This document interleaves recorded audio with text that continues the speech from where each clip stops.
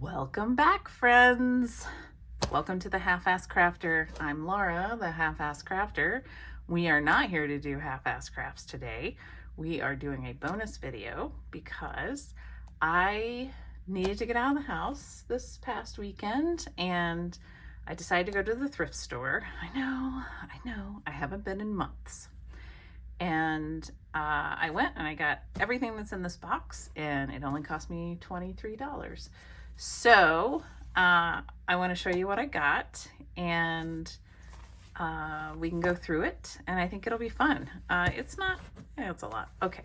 So I found this funny book called The Organized Week, a school journal for very disorganized people. Here's the funny part. Melinda, grade 2, her phone is private. She got this book and filled out the front part and nothing else. It's just completely blank. So I thought that it was kind of cute. It might make good tag backs. You know, you could journal on these. So, you know, I just thought it was cute. It was $1. And then I found this Bernat book of complete knitting, and I'm not going to go through all my books and everything, but I do want to show you the pictures of the people, because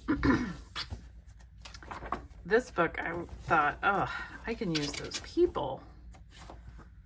Look at those fabulous pictures. Aren't those great? Oh, yeah. I just don't understand what's going on with that hat, but he looks like he needs to be on a ski hill. And then I found so many magazines. So first I found this Halloween magazine from 1995, and it's got these cute cutouts, which I think will be fun to scan in. I don't know, we'll see. These are like patterns that match what's in here. But I just thought that this might be fun for some Halloween-y things. It's definitely 1995 in there, isn't it? Wowzers. And then this is like, I think this is my favorite. What I found was these quilting arts. There's 6 quilting art magazines. 2010, 2020, 2020, 2020. It's funny, I almost bought this one and then I didn't. December 2020 is when I started quilting and I almost bought this magazine, but then I stopped myself. So I'm very excited that I got that copy. 2021, 2019. So those are going to be fun to go through. I found a Good Housekeeping. It's just a Good Housekeeping. It's from this year, October. It's just a Good Housekeeping. You know, I like my magazines, y'all. I found this, which is really cool. This is from 1967. And I was like, oh, it's a piano music book, right? Yeah. But look, it has these wonderful photos from the movie. I was so excited about this. There is so many good pictures in here. I mean, come on. We're going to put these two somewhere, aren't we? We are. Then I found this crochet magazine from 1983. Again, this was just because I really like finding the old. I mean, that's great, isn't it?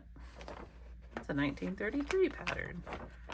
I just love finding these old magazines. I got a couple of National Geographics. The reason I got them is because they have, let's see if I can find it in here. Probably not. Not now that I'm looking for it, I won't. When I picked it up and I just started flipping, like leafing through it, they have these really quick close-ups. Oh, here we go, of bugs. Isn't that cool? So I thought that was neat. And then I got this one because when I was flipping through it, I found these pictures of sea creatures. Isn't that cool? Look at that. That's going to be awesome. I found this Needlework and Crafts from 1989. And it's got some pictures of people in here. I mean, come on. That lady's head with her hat is going in somewhere. Oh, yeah. Wow, they all have hats on. Exciting. So we're going to do that. I found these little Tupperware containers. Look at that. I love these. I'm very excited about those. I don't know what I'm going to do with them. I found this Husqvarna sewing book. I don't know when it's from. Clearly the 80s. But it's got these pictures of people. So I thought that that would be fun to use and flip through. I found this Expressions magazine from 2005, November, December 2005. So this is really cool because this is around the time that I was doing rubber stamping, polymer clay, paper arts, all that stuff. And so flipping through this was cool because I was seeing all of the, like all the rubber stamps that we used to use, all the stuff we used to use. I mean, like, does Making Memories even still exist? I don't know. I don't even know. Do you remember the funky fibers? I totally do. I think I had every set of those. Do you remember all the metal stuff that they made? It was great. Oh my gosh, the eyelet. Yes, I had both of these tool sets. I wish I still had those sets. They were so useful. Anyway, so that was fun to find. And then I found this Vogue. It is from last December. And then I found something, y'all, that we have to go and look at together. So it's under this Vogue right now. I'm going to set this Vogue aside, show you what else I have, and then I will show you our final piece at the end. Trust me, it's worth all of it. I found this pattern with these fabulous ladies from 1974 because we love pattern ladies, and one day I will actually do things with them. I found some ribbon, and then this like sparkly Halloween ribbon. I found these ribbons, which were super cute. So I found this little book, and they wanted a bit more than they normally want for their hardbound books. But I didn't mind paying it because A, it's such a good size. It fits in your hand. It feels good in my hands. And I'm going to take out the text block. It's a pretty new book. I don't know when it's from. Let's see.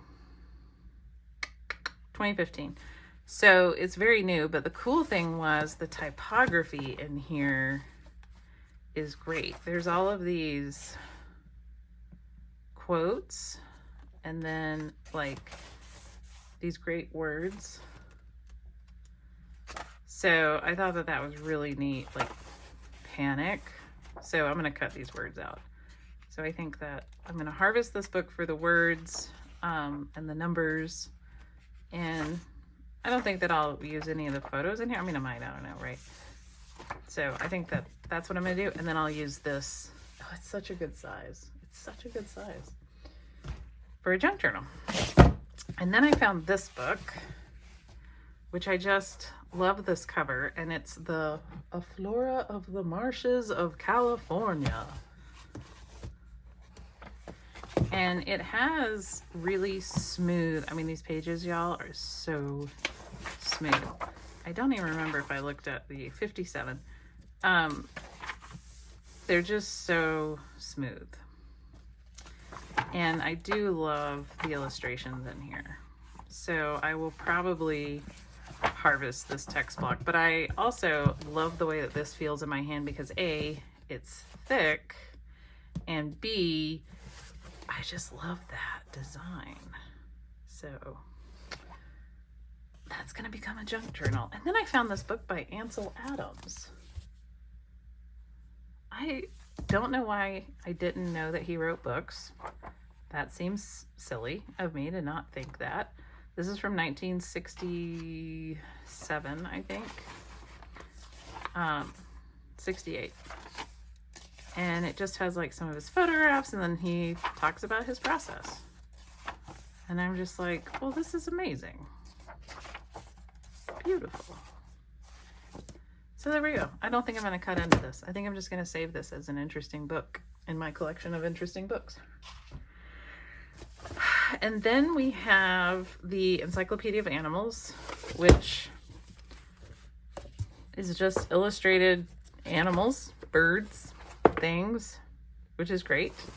I've always wanted one of these to, you know, when I'm like, oh, I need a frog or a fish or, you know, a hippopotamus. Here they are. I can go and find them. So excited about that. I found this book, The Last of the Nuba by Lenny Riefenstahl. And it just has, okay, so some of these photos could be racy. They're not racy, but you may think that they are. There may be nudity, but it is not scandalous nudity. Here we go. Here's some photos that are less scandalous. The photos are beautiful. These pages are really great. Number one, I love the feel of them. And so I might use these pages. I might use some of the photographs in here.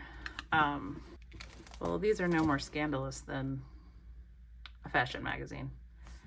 So it's just, you know, she just took photos of these people in Senegal, I think.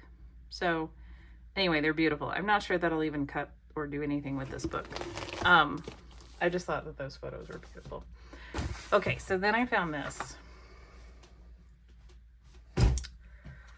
I have no idea what these are. This is an original box of them. And, I mean, they're clearly crayon pastels. There's 12 of them. And when I opened it, I was like, these have never been used. And they're by Sakura. And so I read the back, and made in Japan by Sakura Color Products. And then they're distributed by Sanford's. So they've never been used. And they were like $1 or $2 or something. So I bought them. I wish they had a date on them, but they don't. So yeah, I'm very excited about those. Okay, are you ready?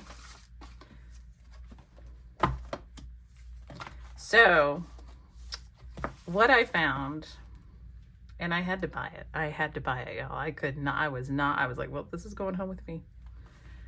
And then I knew I was going to do a video, because I wasn't originally going to do a video. That's why this is a bonus video.